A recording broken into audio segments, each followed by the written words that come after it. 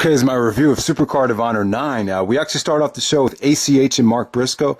You know, for an opener, I thought this could have been a little bit better. I thought it really could have done a better job of setting the tone for the rest of the show.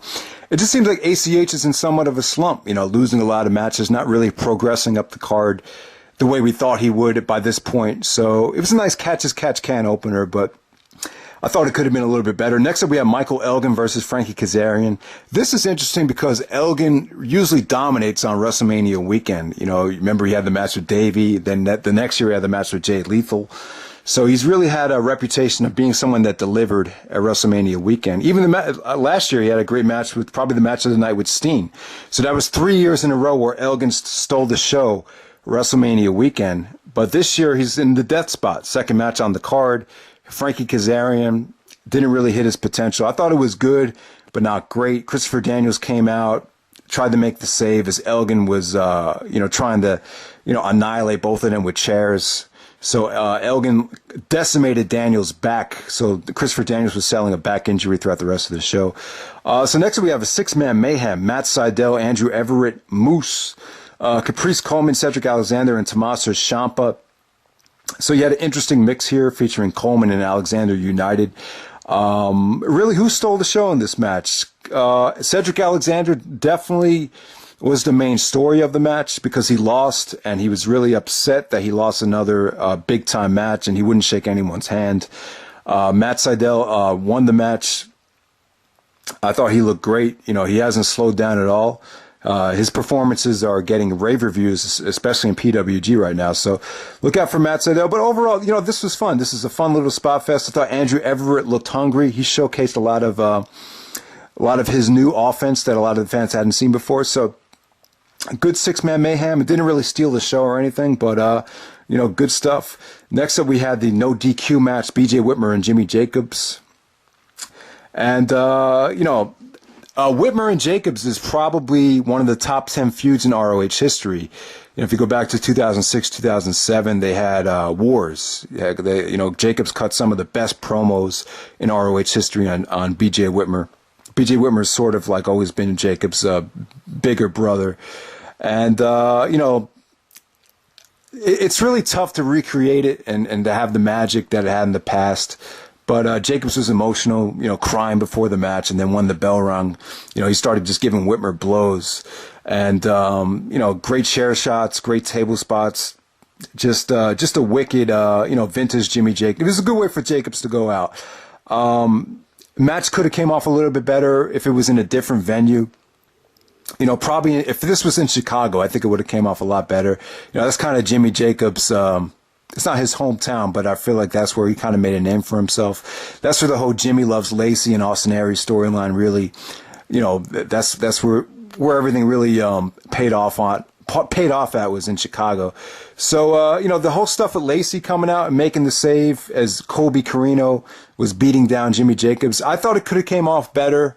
It just seems like that was such a long time ago with the whole Jimmy Loves Lacey storyline and the vignettes and the segments. It goes back to 2006, 2007. So it's almost 10 years ago. So half of the crowd really didn't react accordingly. They were kind of going for the Macho Man Elizabeth thing. Didn't really come off as special as it could have, but it was still cool to see. Next up, we have Christopher Daniels and Roderick Strong. So yeah, Daniels is selling the back injury. On top of that, he's getting older. He's just as old as Snoop right now. So he's really pushing it in age. So Roderick Strong, still at the top of his game, still arguably the best worker on the indies right now, some would say. So Strong just did a lot of backbreakers, a lot of stuff that just took out Christopher Daniels' back, the stronghold. So Daniels just couldn't keep up with him, and we saw a quicker than expected tap out. So, we have two of the greatest workers in ROH history right here, Daniels and Strong, two of the founding fathers of the company. But, it really wasn't about the work rate of the match. Well, it wasn't really about work rate. These two guys are capable of a lot more. But, this is just another nice vintage win for Roderick Strong. Next up, we have the Kingdom versus the Red Dragon for the Tag Team Championships. And this is disappointing to me. Taven and Bennett really didn't take the match seriously. I thought the booking at the end was very cheesy for a Supercard of Honor show. It's just a total waste of Kyle O'Reilly on this show, in my opinion. For some reason, Bennett and Taven were acting like Stone Cold Steve Austin. Taven was doing the what thing with the kicks and the stomps. And then Bennett was trying to do, a lot of the Austin mannerisms. I just don't think it came off well. The crowd really didn't really care about it. They acted like they could care less. And, we just got a cheesy finish with interference and just not good at all. I just thought, you with your best wrestler on the roster, Kyle O'Reilly, you got to book him in a match that is going to deliver on, arguably your biggest show of the year. I mean, it just didn't come off that way. So there we go. So next up we have Jushin Thunder Liger taking on Jay Lethal for the television championship. And this match went exactly how you would expect. You just can't expect Liger at this point in his career. His prime was probably back in 1990. That's when he was having the classics with Wild Pegasus and Sano and guys like that. But, Liger and Lethal, Liger's been wrestling, longer than, most of the ROH roster, or pretty much since all of the ROH roster has been alive. I mean, except maybe Christopher Daniels and BJ Whitmer. He's been wrestling since 1984. So there's just not a lot you could expect from him, but he still has it though. He's still good enough to go out there and give you a solid match. That's the thing about this show. Like none of the undercard stuff was really blew me away. For a Supercard of Honor, you would just expect, some show-stealing match of the year type of candidates on the undercard. Every single match, I'm like, this is a solid match. This is a solid match. It's solid. But for Supercard of Honor, I feel like a lot of the matches need to be just a little bit more, obviously more than solid.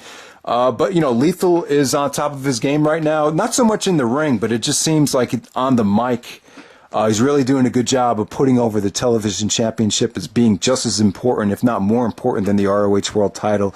So just another a good win for Lethal, a nice win for his resume. Was it a show-stealing match? No, not really. I thought Lethal could have been booked in something a little bit more intense and serious, but it was still a nice attraction match. Liger is still a huge attraction, so it is what it is. Next up, we have the ROH World Championship, Samoa Joe and Jay Briscoe. This is my problem with the match. I just thought the booking committee and the ROH staff could have done a much better job of promoting and building up this match. I mean, when Samoa Joe was the ROH World Champion, he was, he faced the Briscoes a lot. Back then, Mark and Jay were like 18 and 19 years old. So Joe just used to, beat the crap out of him. Back then the Briscoes just had no chance at all of beating Joe. I thought they should have showed some clips of some of their matches. Joe actually faced Jay WrestleMania 20 weekend inside of a steel cage at a show called At Our Best. And it was one of the sickest, most brutal cage matches you probably would have ever seen. Just a sick blade job by Jay Briscoe there. So, I just feel like in order to stack the odds against Jay Briscoe, this just showed some of that footage about how Joe used to be just so dominant over the Briscoes. And now the roles have changed. Jay is the champion. Joe is kind of like the older veteran trying to, regain the glory that he once had. So it told a pretty nice story in that regard. I just thought they could have got a lot more out of this. The actual match was, I thought it was really, really good, but not quite great.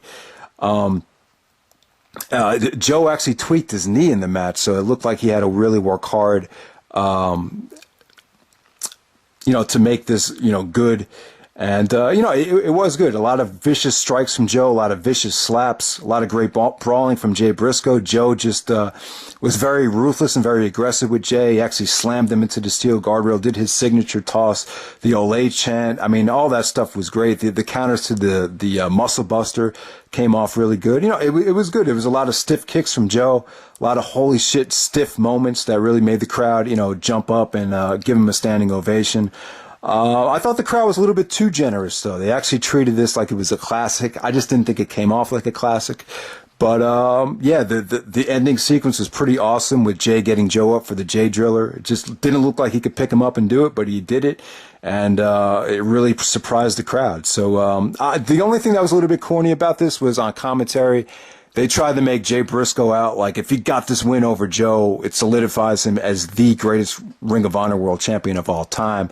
The ROH, the best ROH champion of all time. I think that's kind of pushing it. I think when you consider all the pitfalls that Joe has been through over the last, 5 to 10 years, the victory really doesn't mean that much.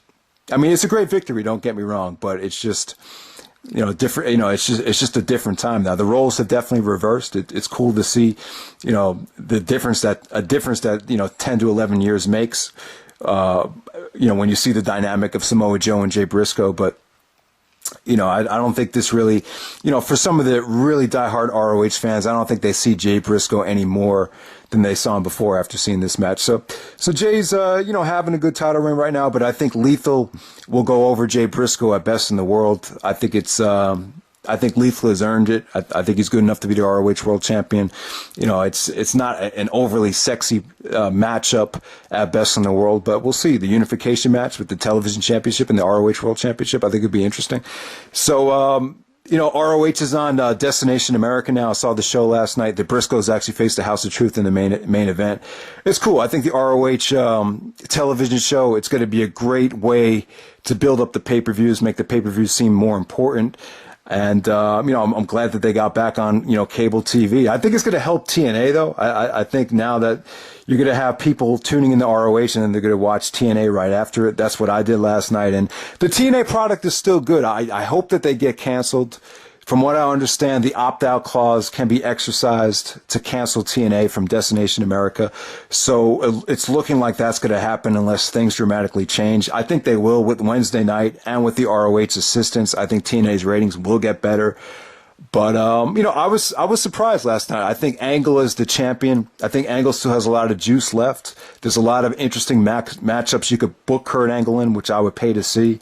I think Austin Aries and Kurt Angle for the world title is at the top of that list. But doesn't seem like they're going in that direction. You still have a shitload of talent in TNA. Austin Aries and Davey Richards are probably talented than anyone in ROH right now still. So, you got the American Wolves, you got Bobby Roode, you still got Low Key there. So you do have a lot of talent in TNA, but eventually I like to see everyone under one roof. So, the problem with ROH and TNA right now, I feel like we're seeing the same guys wrestle each other over and over again. So hopefully when, if a lot of guys go to ROH, the problem will be solved and the lack of depth on the ROH roster will finally be solved. So I'm looking forward to that.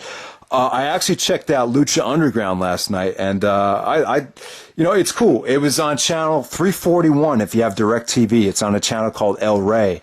And they showed the shows throughout the whole night. So I was able to catch up on a lot of the older stuff or previous shows.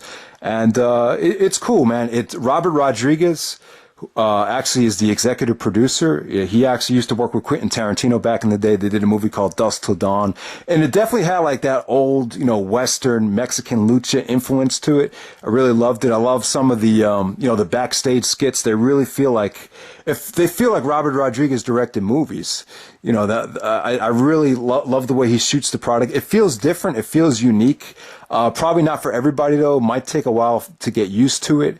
It's just a very different product, but they have a lot of talent. I saw Del Rio out there, John Morrison.